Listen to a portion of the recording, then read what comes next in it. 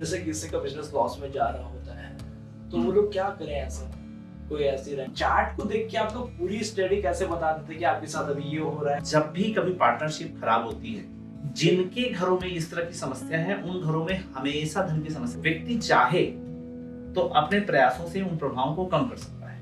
और वैसे तो आप बड़े फेमस हैं, बिजनेस एनर्जी गुरु के नाम से हैं आप। तो बिजनेस में एनर्जी का जैसे कई होता है कि जैसे मैंने आपको पार्टनर बनाया, पार्टनर्स नहीं मिल पाते, तो ये सब कैसे क्या होता है, कैसे कुंडली के हिसाब से होता है, ये क्या चीज होती है? जी, बेसिकली बहुत अच्छा क्वेश्चन है आपका, क्योंकि जब भी कोई व्यक्ति किसी को पार्टनर बनाता है तो सबसे पहले उसे अपनी राशि और अपने पार्टनर की राशि के साथ मैच करा के देखना चाहिए कि क्या इनकी राशि के ग्रह इनकी राशि के ग्रहों के साथ मैच हो रहा है। अगर वो मैच नहीं होता है ना तो पार्टनरशिप बहुत ज्यादा समय नहीं चल पाती। नहीं, जैसे कहते हैं कि आज तुम्हारा भी ये प्लान है, मेरा भी ये प्लान है करने का, अपने मिलकर कर लेते हैं काम, तो फिर बाद में क्या कर, जैसे नहीं करना चाहिए। अगर कुंडली पहले मैंने मिलवाई और पता चला कि इनके साथ बिजनेस नहीं करना चाहिए तो फिर कुछ और देखना चाहिए, या फिर बाद में कुछ ऐसे उपाय भी होते हैं कि जिनको हम उपाय करके उस चीज को सही कर सकें। देखिए, उपायों पे मैं कहता हूँ कि बीमारी ना हो तो अच्छी है, बीमारी हो गई हो तो उपाय की आवश्यकता है। अच्छा, मतलब पहले ही अगर आप पहले ही सब कुछ चेक कर लें तो आपको ये बीमारी की संभावना बनेगी ही क्यों कि आप उसके उपाय में जाएं। और कभी भी पार्टनरशिप करते समय इस चीज का ध्यान जरूर रखना चाहिए कि एक ही विषय के दो एक्सपर्ट को बिजनेस में एक साथ पार्टनर नहीं करना चाहिए। अच्छा, मान लीजिए आप सेल्स के एक्सपर्ट हैं और मैं मैन्युफैक्चरिंग का, तो हमारी पार्टनरशिप अच्छी हो सकती है। दोनों ही सेल्स के एक्सपर्ट होंगे तो मैन्युफैक्चरिंग कौन करेगा, या दोनों मैन्युफैक्चरिंग के एक्सपर्ट होंगे तो सेल्स कौन देखेगा। तो पार्टनर कभी भी वैसे होना चाहिए कि दोनों अलग अलग फील्ड के और एक दूसरे का सम्मान करते हो। सम्मान का मतलब विचारों को सुने और सुन करके उसको समझे कि हाँ क्या इसमें कमी है या क्या अच्छाई है। क्योंकि जब भी कभी पार्टनरशिप खराब होती है उसका सबसे बड़ा रीजन साइकोलॉजी होती है, मानसिक साइकोलॉजी। एक दूसरे को ये समझने लग जाता है कि शायद ये मेरे इतना विद्वान नहीं है, जितना मैं विद्वान हूँ उतना विद्वान नहीं है। जिस दिन अपने पार्टनर को आप विद्वता में कम मानने लगते हैं उस दिन बिजनेस में आपकी प्रॉब्लम खड़ी होती है। जो अपार्टमेंट्स में रह रहे हैं कि जैसे अगर किसी का खुद का पर्सनल मकान है तो वास्तु के हिसाब से बनवाता है कि यहाँ डाइनिंग टेबल होना चाहिए, यहाँ किचन होना चाहिए, यहाँ पे पार्किंग होनी चाहिए। जो फ्लैट्स में जो लोग रहते हैं वो कैसे किया जाए, कैसे अपने वास्तु को करें? देखिए, फ्लैट में भी क्या होता है, सबसे इंपॉर्टेंट है कि जब आप एंटर करते हैं घर के अंदर, आपके फ्लैट का जहाँ डोर है वो फ्लैट का डोर, उसको आप समझिए आपके घर का मुख है। अच्छा, और अगर मुख अच्छा होगा, उसके आसपास की स्थिति अच्छी होगी तो ऑटोमेटिकली अच्छी एनर्जी को आप प्रोड्यूस करेंगे।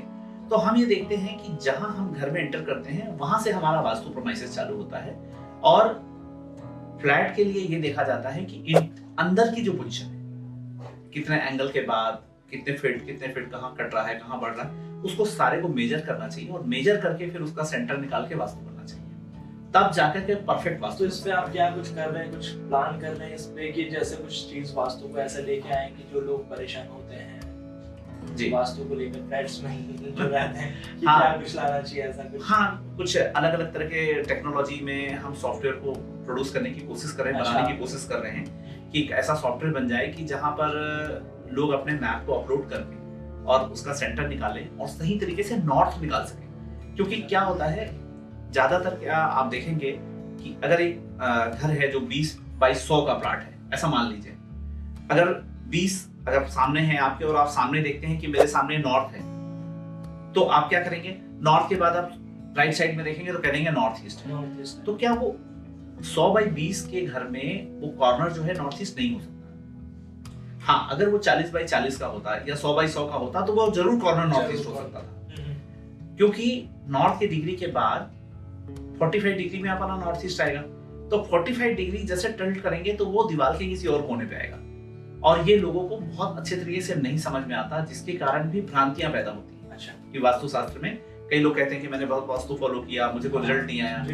रिजल्ट ना आने का सबसे बड़ा कारण ये भी है कि सही दिशा का ज्ञान नहीं हो पाता, जिसके कारण भी लोग कंफ्यूज होते हैं। नहीं, जैसे रील्स भी आती हैं, लोग देखते हैं कि अपने साउथ में ये रख लेना, इससे ये हो जाएगा, तो इनके बारे में आप क्या कहना चाहेंगे? जो एनर्जी, उसके लिए बेसिकली सही डायरेक्शन निकालें पहले अपने घर का कि कहाँ हमारे कौन सी दिशाएं आ रही हैं और सारी दिशाओं को अगर आप डिफाइन कर लेते हैं, जैसे मुख्य दिशा तो आपको पता ही है कि उत्तर, दक्षिण और पूर्व पश्चिम है, तो इसके बाद सब दिशाएं होती हैं, north east, south west, north west. इन दिशाओं को निकालना अगर आपको आ जाएगा, तभी आप रील्स में देखे हुए उपायों के द्वारा अपने उपाय कर पाएंगे। नहीं तो क्या होगा, कहीं कुछ और आ रहा है और आप कहीं कुछ और लगा रहे हैं। नाम का क्या प्रभाव पड़ता है अपने लाइफ में, बिजनेस में क्या प्रभाव पड़ता है, पार्टनर्स के साथ जो करते हैं उसमें क्या प्रभाव पड़ता है, नाम की जो ऊर्जा है उसमें क्या, उसके बारे में कुछ बताएं। देखिए, नाम बहुत ही महत्वपूर्ण है, क्योंकि सही नाम अगर किसी का रखा जाए, उसको सही नाम का मतलब ये है, नाम तो सभी सही होते हैं, पर नाम में भी अलग अलग प्रभाव है कि आपका प्रोनाउंसिएशन के दौरान आपके नाम में क्या आता है। अच्छा, जैसे कुछ एक नाम की आपको बात करूं, हिट, HIT, हिट आता है कई बार आपने देखा। जैसे रोहित में RO आया, HIT, रोहित लिखते हैं आप। हिट का क्या मतलब होता है, किसी को मारना, मतलब एक तरह का वो संघर्ष दिखाता है उनकी लाइफ में। तो ऐसे बहुत सारे नाम, जैसे नो आता है कई लोग के नाम में, आप देखेंगे, जैसे मनोरमा, नो, मनोज, नो। ये जो इस तरह के जो वर्ड होते हैं ना, इसमें नो वर्ड ज्यादा आता है। वार, राजेश्वर, जैसे एग्जांपल राजेश्वर, वार आया, WAR लिखते हैं।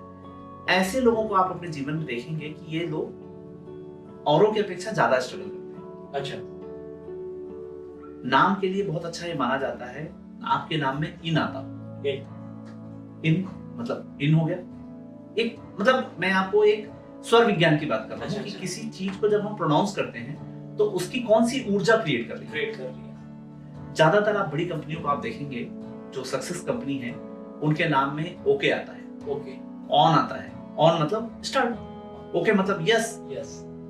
ऐसे आप स्टडी करें, रिसर्च करें, आप देखें कि आपको कितने ऐसे नाम दिखाई देते हैं, सक्सेस लोगों के नाम, अनसक्सेस लोगों के नाम, आप जज करें। जो बिजनेस की आप बात कर रहे हैं कि तो ये क्या पहले एक एस्ट्रो से दिखाना चाहिए कि आपको बिजनेस के नाम, या फिर बाद में हमें एक आइडिया क्लिक करता है कि यार चलो ठीक है इस पे नाम रख लेते हैं अपने, क्योंकि मेरा प्रोडक्ट ये है तो इस पे ये नाम सेट होगा, करेक्ट? तो उस हिसाब से नाम रखना सही है कि पूरा, या फिर जैसे आप इन की और ऑन की, यस की बात कर रहे हैं, तो उस हिसाब से पूरा एक दिखा के क्या रखना चाहिए। सारे जो बड़े बिजनेसमैन हैं कुछ भी करते हैं तो बिना किसी अच्छे कंसल्टेंट के बिना कुछ नहीं करते। ठीक है, हमें बहुत सारी जानकारियां नहीं मिल पाती, इसलिए हम इन चीजों को ठीक से प्लान नहीं कर पाते। पर क्या होता है, सबसे पहले जब अगर आपको बिजनेस स्टार्ट करना है तो ये देखना चाहिए कि आपकी जन्म पत्री में बिजनेस करने का योग है कि नहीं। अच्छा, पहला अगर है तो कब प्रारंभ करना चाहिए, उसके लिए भी कुंडली में योग है कि नहीं, वो योग सही चल रहा है कि नहीं। फिर आता है जमीन का सिलेक्शन कैसे करें, सही जमीन है कि नहीं जहां पे हम ये बिजनेस करने जा रहे हैं। उसके बाद आता है मुहूर्त, सही मुहूर्त है कि नहीं, कौन से मुहूर्त में स्टार्ट करना चाहिए, किस चीज का व्यापार करना चाहिए, किस तरह का नाम रखना चाहिए, नाम को किस तरह के फाउंट में लिखना चाहिए, फाउंट में लिखने का भी कलर अलग अलग होता है। कई बार आप ये देखें कि हैप्पीनेस की बात कर रहे हैं और फाउंट ऐसा लिख रहे हैं जैसे कोई बच्चा रो रहा है, या ब्लड बह रहा। आपने देखा होगा कई हॉरर मूवीज में, आप देखो उनके उसके वो रहते हैं ना, से ब्लड बह रहा है, ऐसा लग रहा है। आप कोई ऐसा अपनी दुकान का नाम लिखिए, अपने बिजनेस का नाम लिखिए, तो वो कैसा इंपैक्ट देगा। तो नाम हमेशा सॉफ्ट लेटर में लिखें बिजनेस की ग्रोथ के लिए। तो ये सब चीजें हम डिसाइड करते हैं कि हॉरोस्कोप के अकॉर्डिंग कौन सा कलर यूज करें कि उसका बिजनेस ग्रो करेगा। कुछ स्टैंडर्डाइज तो हमारे कंडीशंस हैं, कलर्स के बनाए हुए हैं कि अगर आपका एयरलाइंस का बिजनेस है तो आप ब्लू कलर यूज करें, डॉक्टर हैं तो ग्रीन यूज करें, तो खाने का है तो आप रेड कलर यूज करें। कलर्स की बात करें, इसमें अंकों का क्या रहता है, व्यापार में जो अंकों का रहता है? हाँ, अंकों में क्या है कि अगर आपकी जन्म तारीख को अगर आप जोड़ के देखें, जन्म तारीख, मंथ और ईयर को अगर आप तीनों को जोड़ते हैं तो उससे आपका एक मूलांक, जिसको बेस अंक बोलते हैं, और एक होता है भाग्यांक। ये दो अंक प्राप्त होते हैं। उन अंकों के आधार पे हम क्या करते हैं, मित्र अंक का नाम डिसाइड करते हैं। मित्र अंक क्या, थोड़ा उनके मित्र जैसे क्या होता है, हर एक नंबर का एक मित्र है। अच्छा। जैसे नंबर का स्वामी है, एक का सूर्य है। अच्छा, तो सूर्य के मित्र कौन है? बुध है, गुरु है, मंगल है, ये सूर्य के मित्र हैं। अगर सूर्य से प्रभावित व्यक्ति अगर सूर्य का नाम रख सकता है या मंगल का रख सकता है या गुरु का रख सकता है तो उसे ज्यादा लाभ। अच्छा, अंकों के हिसाब से अंकों के कैलकुलेशंस का ध्यान रखना होता है। नाम के लिए व्यक्ति की राशि से जो व्यक्ति की खुद की राशि है, अपनी राशि से कभी भी 9th या 10th राशि का नाम रखना सबसे ज्यादा फायदेमंद होता है। 10th राशि में क्या आता है? जैसे मान लीजिए आपकी मेष राशि है, तो आपके लिए 9वां भाव हो गया धनु राशि, तो धनु राशि का नाम आपके लिए ज्यादा फायदेमंद होगा। पर 10th आपको सूट इसलिए नहीं करेगा क्योंकि वो शनि की राशि होगी और शनि का मंगल के साथ मित्रता नहीं। और अगर हम बात करते हैं कि जैसे कुंडली की बात की, जैसे अगर टाइम पता है आपको, फिक्स पता है कि अगर जैसे पुराने टाइम की बात करते हैं हम, तो लोगों को पता नहीं होता था कि डेट ऑफ बर्थ क्या है। जैसे आप लोगों के सामने भी ये चीज आती है कि गुरुजी हमें तो डेट ऑफ बर्थ का पता नहीं है, लेकिन हाँ कुछ थोड़ा बहुत आइडिया बताते हैं कि होली के आसपास हम पैदा हुए थे या गर्मी में पैदा हुए थे। तो वो लोग कैसे निकाल के देख पाए अपने बिजनेस, अगर वो जो बिजनेस करते हैं या फिर उनकी शादियां भी होती हैं उस हिसाब से लोग कैसे देख पा रहे हैं? देखिए उसका एक तरीका है हमारे शास्त्रों में, अंगूठे के निशान से किसी भी व्यक्ति के हॉरोस्कोप के पास टेंटेटिव पहुंचा जा सकता है। जैसे अगर आपने डेट ऑफ बर्थ अपनी बताई कि टेंटेटिव मेरा डेट ऑफ बर्थ इसके आसपास है, तो हमारे पास पुराने पंचांग होते हैं, पंचांग के आधार पे हम जाकर के चेक कर सकते हैं कि कौन सी तिथि रही होगी। अच्छा। तिथि मालूम होती है घर वालों को, डेट याद नहीं होता है, पर ये जरूर याद होता है कि पूर्णिमा पड़ी थी, गुरुवार का दिन था, शाम हो रहा था, करीब 6 बज रहा होगा, अंदाज। तो जो ऐसे अंदाज मिलते हैं उसके लिए हमारे पास एक अलग सी विधा है जिसमें अंगूठे के निशान से उस चीज को जज किया जा सकता है कि इनकी कौन सी राशि या कौन से लग्न के होंगे, तो उसके अकॉर्डिंग राशि और लग्न मालूम पड़ जाता है। एक तरीका ये है। और ज्योतिष के बहुत अलग अलग विधाएं हैं, कोई पामिस्ट्री कर रहे हैं, कोई फेस रीडिंग करते हैं। नाड़ी ज्योतिष में अंगूठे के निशान पे अगस्त ऋषि का लिखा हुआ ग्रंथ है। अच्छा। जो साउथ में बहुत प्रचलित है। तो ऐसे बहुत सारे तरीके हैं जहां से लोग अपने अलग अलग तरीके से जानने की कोशिश करते हैं। पर सही विज्ञान ये है कि सही जन्म तारीख समय मिल जाए सही, तो बहुत अच्छे तरीके से उसकी लाइफ को प्रोडिक्ट किया जा सकता है और उन्हें ग्रोथ में सहयोग किया जा सकता है। और ये जो स्टोन्स जो पहनने के लिए आप लोग सजेस्ट करते हैं कि कुंडली के हिसाब से, तो वो कितना प्रभाव करते हैं, वो एनर्जी कैसे जी प्रभाव करती है आपके ग्रहों पे, आपके रत्नों का बहुत प्रभाव है। जैसे कि अगर हम देखते हैं कि किसी की कुंडली में कोई शुभ ग्रह है और वो खराब कंडीशन में है या कमजोर कंडीशन में है, तो उसके लिए रत्न पहनाया जाता है। हम कभी भी खराब ग्रह के प्रभाव को बढ़ाने के लिए या कम करने के लिए जैसे लोग पत्थर पहना देते हैं, तो जेम स्टोन कभी भी शुभ ग्रह का स्टोन पहनना चाहिए जो डैमेज हो रहा हो, तो उसका रत्न पहनने से लाभ होता है। पर अब ये रत्न काम कैसे करता है मैं वो बता दूं, शायद आपका क्वेश्चन रत्न के काम। रत्न एक तरह का लेंस है। सूर्य की किरण पड़ने के बाद उस लेंस के थ्रू क्या करता है, ये लेंस हमारे ब्रेन में हमारे ब्लड सर्कुलेशन पे इफेक्ट डालता है। अच्छा। और उसका इफेक्ट हमारे ब्रेन पे पड़ता है, जिससे हमारे जी तो इससे हमारे सोचने की स्थिति बदलती है और हमारा काम करने का तरीका बदल जाता है, क्योंकि हर चीज का जो बेस है ना वो माइंडसेट है। अगर आप पॉजिटिव माइंडसेट के साथ किसी चीज को कर रहे होंगे ना, तो आप बिल्कुल आपको सफलता मिलती है। लोग आजकल कम मिलना स्टार्ट कर लेते हैं, मोस्टली लोग फोनों पर समय ज्यादा बिताने लगते हैं। इसके बारे में आप क्या कहेंगे? देखिए मेरा कहना ये है कि जो लोग ज्यादा सोशल मीडिया या मोबाइल पे अपना ज्यादा टाइम देते हैं, उन सभी लोगों का हार्ट चक्र वीक हो जाता है। और जिसका हार्ट चक्र वीक होता है वो पब्लिक में नहीं रहता, पब्लिक से 1-to-1 नहीं मिलता। एक प्रकार से वो अपने चक्र को खराब करके अपने आने वाले समय के सर्कल को वेस्ट कर रहा है। सही तरीके से यूज नहीं कर पाने के कारण लाइफ में अपनी प्रगति में हमेशा वो बाधक बनेगा। तो मेरा ये सजेशन है कि कम से कम मोबाइल पे अपना समय दें। बहुत जरूरी चीजें हैं, उसके लिए थोड़ा समय दे करके एक समय फिक्स करें रोज का, कि मुझे आधे घंटे, 1 घंटा, 1.5 घंटा जो आपका टाइम है, उस टाइम पे आप अपने मोबाइल पे अपने सोशल मीडिया कनेक्टिविटी को देखें और बाकी टाइम अपनी प्रोडक्टिविटी पे ध्यान दें। क्योंकि आज लोगों का वॉच टाइम अराउंड 8 से 10 घंटे हो गए। 10 घंटे अगर वॉच टाइम है अगर आपका, तो इसका मतलब है आप प्रोडक्टिव हो नहीं, नॉन प्रोडक्टिव काम कर रहे हो। प्रोडक्टिविटी की बात की आपने, तो जिस हिसाब से अभी कोरोना का समय गया ही है और वर्क फ्रॉम होम में कल्चर अपने इंडिया में भी पूरा आया वापस से, तो अभी तक भी कई ऑफिस के वर्क फ्रॉम होम चल रहा है, तो उनसे क्या उनकी प्रोडक्टिविटी कितनी, आपको क्या लगता है कितनी कम हुई होगी या फिर बाद में? क्योंकि पहले तो लोग ऑफिस में इतने लोग एम्प्लॉइज थे, मिलते थे, क्या नया कर सकते, एक मीटिंग हुआ करती थी। अब देखा जा रहा है कि वर्क फ्रॉम होम के हिसाब से आपको वर्क दे दिया जाता है, वो आप करके कंप्लीट कर देते हैं। देखिए वर्क फ्रॉम होम में फायदा किसका हुआ? कंपनी का। कंपनी ने क्या किया, आपसे पहले क्या होता था 8 घंटे काम करके आप आ जाते थे, अभी वर्क फ्रॉम होम वाले जो भी बच्चे काम कर रहे हैं, बच्चे हैं या बड़े हैं, जो सीनियर भी हैं, वो 12-12 घंटे काम कर रहे हैं घर में बैठ के, और उनका सोशल सर्कल भी खत्म होता जा रहा है। पर रही बात, कंपनी को कोई नुकसान नहीं हुआ है, कंपनी को फायदा हुआ है। क्योंकि देखिए, एक राजा और प्रजा का ना वास्तु अलग होता है। राजा और प्रजा का वास्तु कैसे होता है कि प्रजा का वास्तु ऐसा बनाया जाता है कि वो जीवन भर प्रजा बना रहे, नहीं तो राजा बन जाएगा। सही बात है। और राजा का वास्तु ऐसे बनाया जाता है कि वो राजा बना रहे। ठीक है, तो ये एक समझने वाली बात है कि राजा और प्रजा का वास्तु। इसी तरह क्या जितनी वर्क फ्रॉम होम वाली जितनी कंपनीज हैं, अगर आप बात करें उनकी, तो वो कंपनी ग्रो करी है क्योंकि उन्हें उतने ही पैसे में 8 घंटे की जगह 12 घंटे काम करने वाले लोग मिल गए।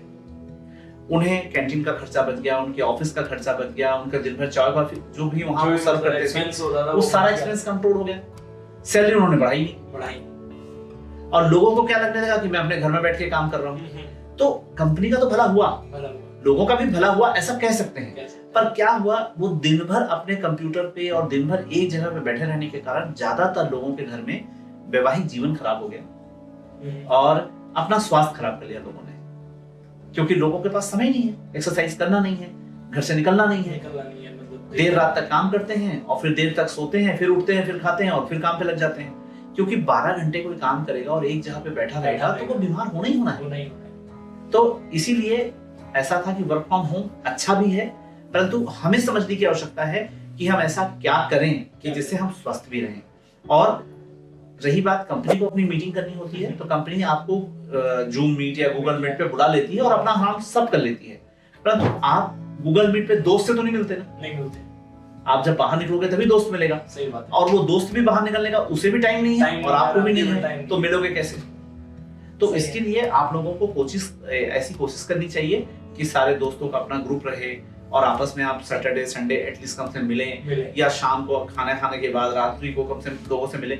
ऐसा करने से भी क्या होगा, आपका ना हार्ट चक्र स्ट्रांग होता है और कॉन्फिडेंस लेवल बढ़ता है। लोगों का एक क्वेश्चन आता है मेरे सामने बार बार आता है कि ऊर्जा का धन से क्या प्रभाव रहता है?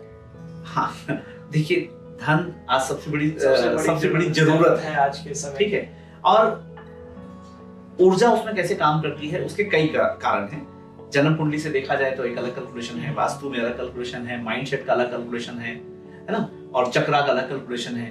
तो मैं आपको ज्योतिष पे बताऊं पहले कि ज्योतिष में ये देखा गया है कि धन की ऊर्जा को बढ़ाना हो किसी के भी, और उसको लाइफ में बिजनेस में कम आ रहा हो या धन कम आ रहा हो, तो हम क्या करते हैं, उसके 10th हाउस और 11th हाउस। 10th हाउस होता है प्रगति का स्थान और 11th हाउस होता है धनागमन का स्थान।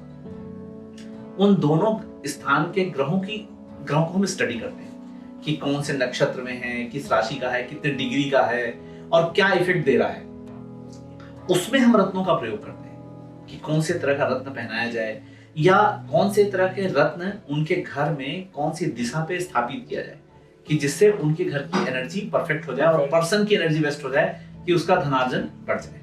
जैसे आपने कुंडली की बात की, मैं वैसे जनरली पूछना चाहता हूँ गुरु जी आपसे कि जैसे एक चार्ट होता है कि मतलब आपकी कुंडली का एक चार्ट होता है कि इतने ग्रह आपके हैं, वो वहीं पे हैं, जब आपने बचपन में पैदा हुए तो वो रहते हैं। तो उन चार्ट को देख के आप लोग पूरी स्टडी कैसे बता देते हैं कि आपके साथ अभी ये हो रहा है, अभी ये होने वाला है, ऐसा होने वाला है? क्योंकि वो जो चीज है वो तो ऊपर नीचे जा नहीं रही, तो आप लोग उनको कैसे कैलकुलेट करते हैं पूरी चीजों को? देखिए, क्या है कि ग्रहों की स्थिति तो एक फोटो की तरह हो जाती है वहां पर कि ये ग्रह यहीं बैठे। अब क्या होता है, महादशाएं होती हैं जो उसको रूल करती है।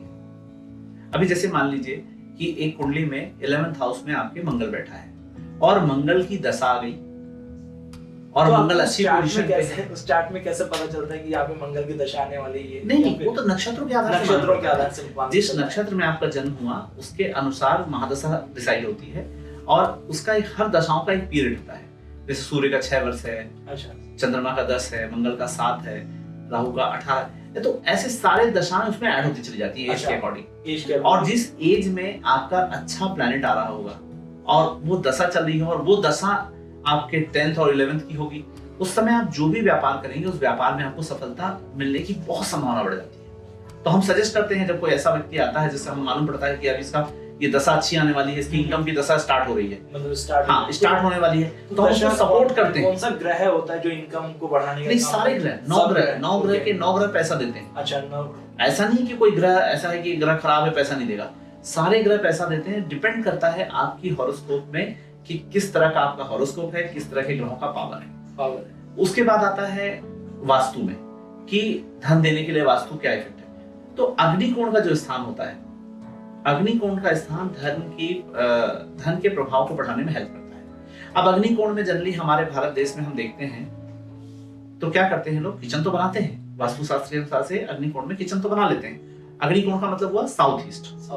अग्निकोण में किचन बनाया, पर किचन में लोग क्या करते हैं, काले रंग का प्लेटफॉर्म लगाते हैं। आप जनरली घरों में देखेंगे ब्लैक ग्रेनाइट, या पहले पुराने टाइम में ब्लैक कड़प्पा पत्थर आता था, बहुत सारे ऐसे आते थे, वो लगाया करते थे। अब थोड़ा सा लेवल चेंज हुआ लोगों का, चीजें और उपलब्धता भी हो गई, तो लोग क्या करते हैं, ब्लैक ग्रेनाइट लगा लेते हैं। अग्निकोण में जिसके घर में ब्लैक ग्रेनाइट लगा है या ब्लू कलर का पत्थर लगा है, उन घरों में हमेशा फाइनेंशियल परेशानी बनी रहती है। दूसरा कारण और हो सकता है, अगर अग्निकोण में कोई ड्रेन पॉइंट बना रखा आपने बर्तन धोने की जगह, ज्यादातर लोग क्या करते हैं, जहाँ किचन उसके बाजू में बर्तन धोने की जगह बना लेते हैं, वो तो किचन के अंदर ही। जिनके घरों में इस तरह की समस्या है, उन घरों में हमेशा धन की समस्या बनी रहती है। अच्छा, क्राइसिस बना ही रहता है धन के लिए। अगर आप बना चुके हैं और उसके बाद भी आपको लग रहा है कि अब सोल्यूशन नहीं मिल पा रहा है, तो मेरा सजेशन है, आपके चैनल के माध्यम से बताऊं मैं आपको कि आप क्या करें, अपने गैस चूल्हे के नीचे ना एक हरे रंग का पत्थर लगा लें। अच्छा, ग्रीन कलर का, और उसके ऊपर अपना गैस रख लीजिए। तो ऐसा करने से थोड़ा प्रभाव कम हो जाता है। दूसरा, वहां पर कोशिश करें कि रेड कलर का बल्ब लगा लें। अच्छा, और ड्रेन पॉइंट हो तो उसको बंद कर दें, कोई भी ड्रेन पॉइंट हो। ड्रेन पॉइंट अगर बंद कर देंगे तो आपके घर का वेस्टेज कंट्रोल होता है। अच्छा, और इनकम के चांसेस बढ़ जाते हैं।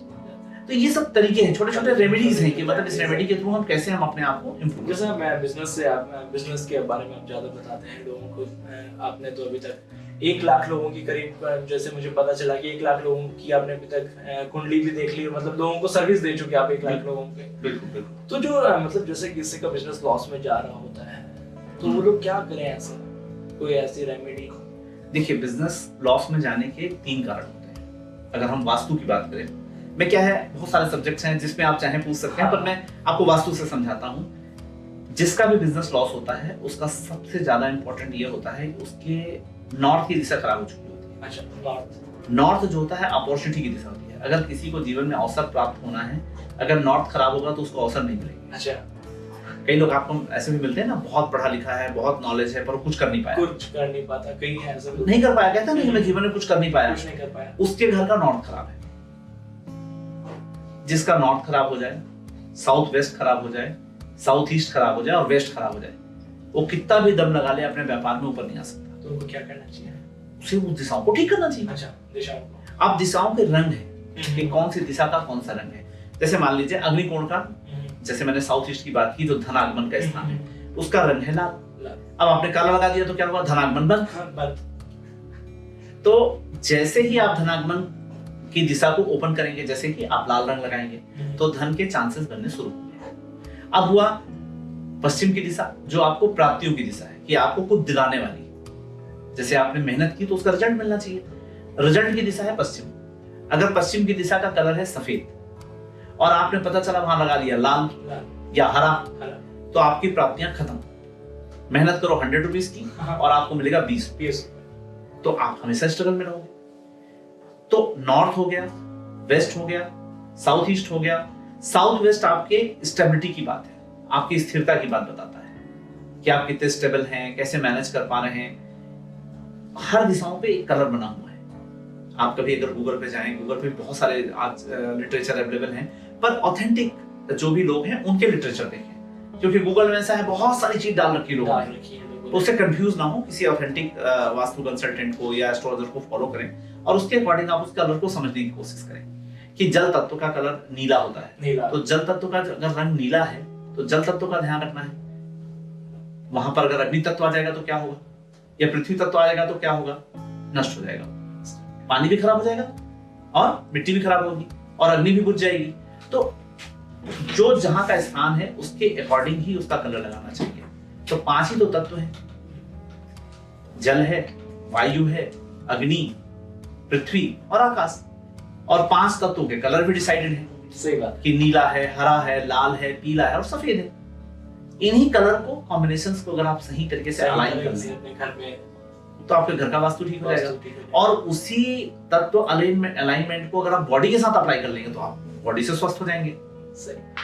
और सबके साथ माइंडसेट का बड़ा गेम है कि माइंडसेट आपका अगर पॉजिटिव है तो आप किसी भी परिस्थिति से निकल करके अपने जीवन में सफल हो सकते हैं। सफल हो सकते हैं। क्योंकि क्या होता था, हमारे शास्त्रों में बताया गया है कि अगर व्यक्ति का भाग्य खराब हो और वो जीवन में स्ट्रगल करने वाला हो, ऐसा ज्योतिष शास्त्र में दिखता भी हो, तो व्यक्ति चाहे तो अपने प्रयासों से उन प्रभावों को कम कर सकता है कि सुबह सूर्योदय से पहले उठे और अपने कार्य को पूरी तरह से मन लगाकर काम करे।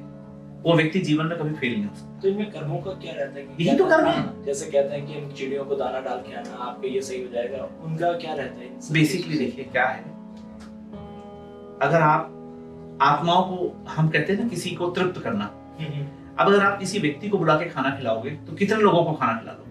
सही बात है, 2 5 10 20 जीवों को। अगर आप मान लीजिए 1 किलो अगर आप चावल लेते हैं तो कितने चिड़ियों का पेट भर जाएगा? सही बात है। करेक्ट है।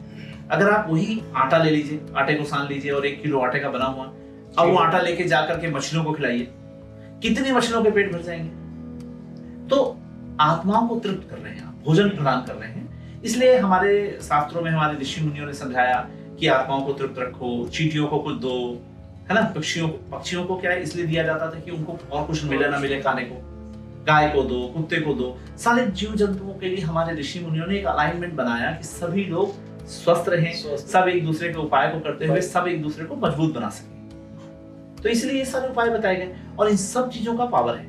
गाय को हम अपने हिंदू धर्म में हम कहते हैं गाय हमारी जो है, जिसमें सारे देवी देवता कोटि देवी देवता विराजमान है, उनको छूने भर से भी हमारी एनर्जी पॉजिटिव हो जाती है। ऐसा हम और बिल्कुल है। आप गाय की सेवा करें, आप देखेंगे कि गाय की सेवा करने वाले लोग ज्यादा स्वस्थ रहते हैं, एक पॉजिटिविटी में, पॉजिटिव एनर्जी आती है।